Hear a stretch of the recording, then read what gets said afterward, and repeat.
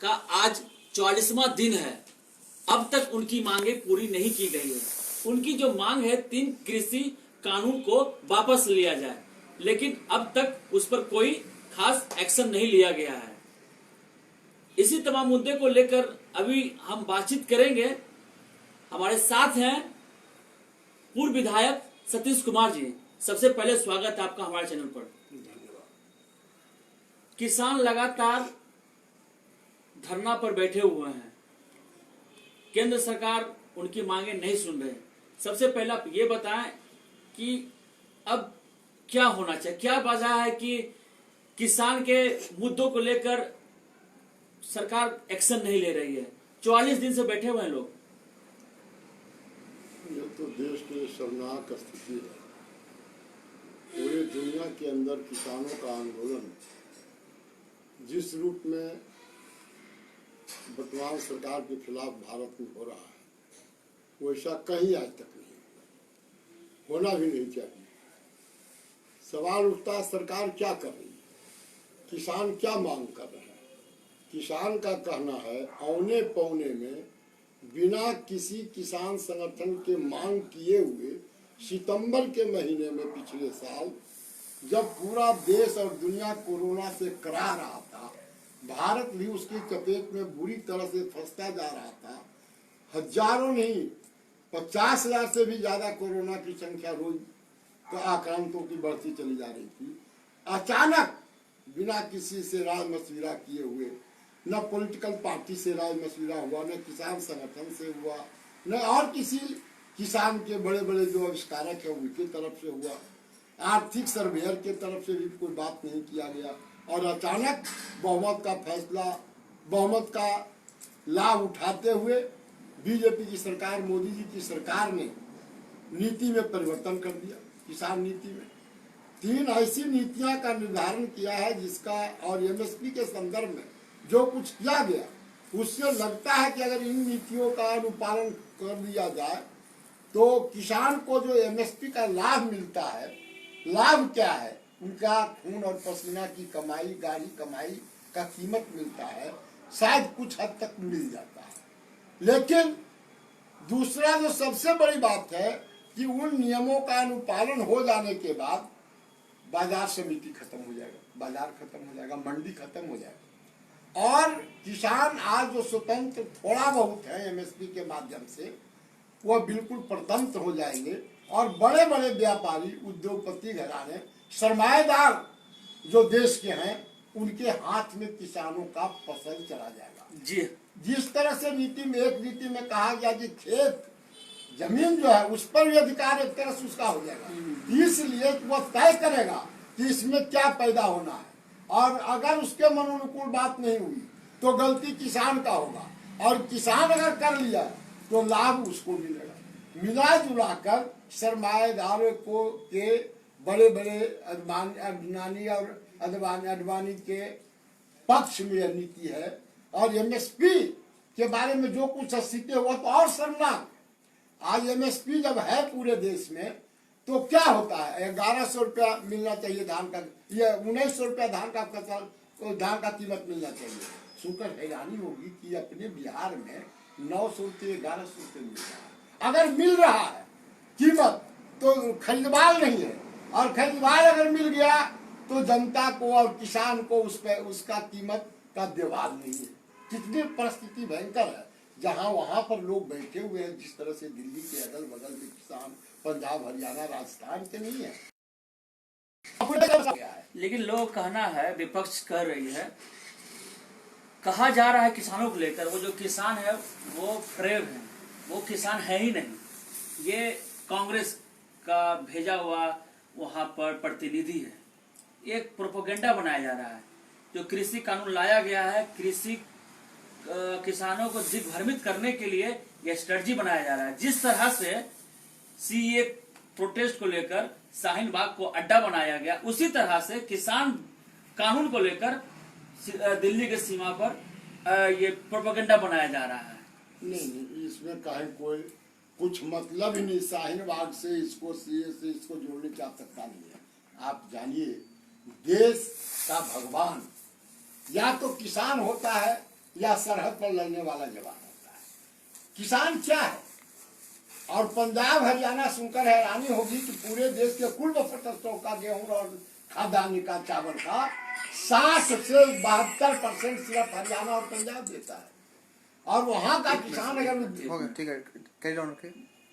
वहां का किसान अगर उद्वेलित हो गया और कह रहा है कि हम तब तक आंदोलन करेंगे जब तक कि हमारे जमीन की हमारा मालिकाना हक का गारंटी नहीं होगा। एमएसपी जब तक संवैधानिक दर्जा उसको नहीं दिया जाएगा तब तक हम बात मानने के लिए तैयार नहीं है। लेकिन आप देखेंगे कि सबसे बदकिस्मती इस बात में है, फरेब इस बात में है कि सरकार एक तरफ वार्ता कर रही है और दूसरे तरफ किसान का वो बेईमानों का अलग जत्था दिखाकर, संगठन दिखाकर कहता है कि देश का किसान सब इसके साथ है। कह रहा है कि मोदी इतना बड़ा भारी ये काम किया किसानों के हित में कि किसान का पैदावार का कीमत दोगुना मिल जाएगा। अरे गलत बात, 16 आना भरवाने की बात है। अगर वही बात है तो आप छोड़ दीजिए, किसानों से क्यों वार्ता करते हैं? रोज वार्ता करके झूठ मूठ, कभी आतंकवादी कह देता है, कभी देश का दुश्मन कह देता है, कभी सरहद का दुश्मन कह देता है। इससे शर्मनाक बात नहीं हो सकता है।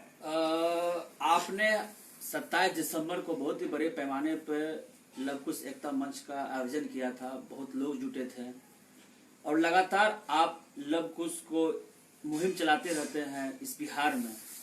मौजूदा में भी लव के जो बड़े नेता हैं नीतीश कुमार जो मुख्यमंत्री हैं, क्या उन्हें यह जो भी कानून है वो किसान के बेटा है, किसानों के बारे में सोचते हैं? ऐसा आप भी एक कुर्मी के नेता हैं, क्या लगता है कि नीतीश कुमार इस पे कुछ क्यों नहीं बोल रहे हैं? न नीतीश अब बोलने के लिए क्या कीजिएगा। कोरोना में दुर्भाग्य है इनका, ये कहते हैं कि हम जननायक कर्पूरी ठाकुर के मानस पुत्र हैं, कहते हैं हम चंद्रशेखर के लोग हैं, जयप्रकाश के लोग हैं, लोहिया जी के लोग हैं, आचार्य नरेंद्र जी के लोग हैं, जो विचारों की राजनीति करते थे। इनका विचार कहाँ है? ये तो अपने कुर्सी के लिए सारी बात करते हैं, लेकिन खैर हमारे सामने वो मुद्दा नहीं है कि वो क्या बोलते हैं नहीं बोलते हैं। अगर पार्लियामेंट में रुख देखिएगा इनके सरकार का और यहाँ रुख देखिएगा, विसंगति है। कब किसके साथ जाकर सरकार बना रहे हैं हम इस पर कुछ नहीं कहना चाहते हैं। हम अभी लव कुश की एकता की बात इसलिए कर रहे हैं कि लव का कुर्मी का चेतना महारैली हमने किया था तब जब बिहार आक्रांत था। बिहार पूरे देश नहीं दुनिया में बदनाम था और कोई बोलने वाला नहीं था।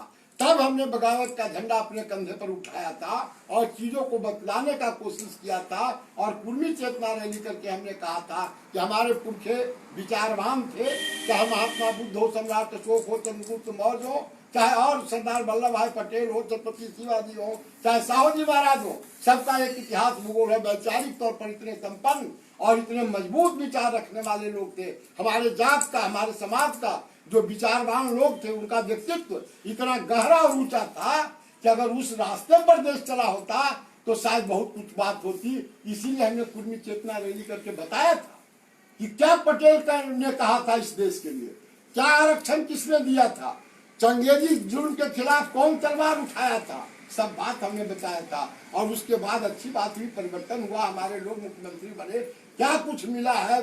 बेरोजगारी का सवाल है, शिक्षा है, पढ़ाई है, दवाई है, लिखाई है, सिंचाई है, क्या हुआ उस पर हम कुछ बात नहीं करना चाहते। हम इतनी बात करेंगे कि आज 26 वर्षों के बाद आप कहेंगे कि लव कुछ करते रहे, हम नहीं करते रहते, करते थे, लेकिन जब बिहार का कमान हमारे लोगों के हाथ में आ गया तो हम छोड़ दिया, चुपचाप हो गया। इसका कतई अर्थ नहीं कि हमारे साथ लोग नहीं थे, हमारे भावना के साथ बहुत लोग थे, इसलिए कि हम अपने पुरखों के विचारों के अनुरूप काम करना चाहते थे। उस समय भी नारा हमने दिया था वही, और आज भी नारा हम वही दे रहे हैं। उस समय भी हमने नारा दिया था कि हम कुर्मी के बेटे एवं बेटियों, अगर कोई गिरता हुआ नजर आए पूरे बिहार के अंदर, देश के अंदर, तुम गिर जाना, लेकिन उसको गरीब को गिरने मत देना। और आज भी मैं कह रहा हूँ, शोषित पीड़ित को गले लगाना है, वंचित को उठाना है, पुरखों के विचार के तरंग पर चढ़कर संविधान को बचाना है। इसलिए मैं ऐसी बात बोलते हैं कि हमारे पुरखों ने जो संविधान दिया था,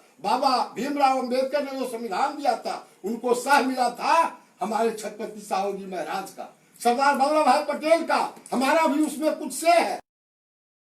जो हो रहा है, विचारों की राजनीति लोग नहीं कर रहे हैं, कुर्सी की राजनीति कर रहे हैं। हम उनके खिलाफ नहीं है। हम सिर्फ यह कहना चाहते हैं कि कोयली कुर्मी की जो उपेक्षा हुई है, हमारे पुरखों के विचारों की उपेक्षा हुई है, इसलिए हम चाहते हैं कि फिर से, भले जिस्मानी तौर पर हमारे पुरखे नहीं हो, लेकिन रूहानी तौर पर आज भी उनका रूह कांपता होगा। इसलिए अपने समाज के नौजवानों को, पढ़े लिखे लोगों को हम कहना चाहते हैं कि तुम्हारा इतिहास बहुत जबरदस्त है।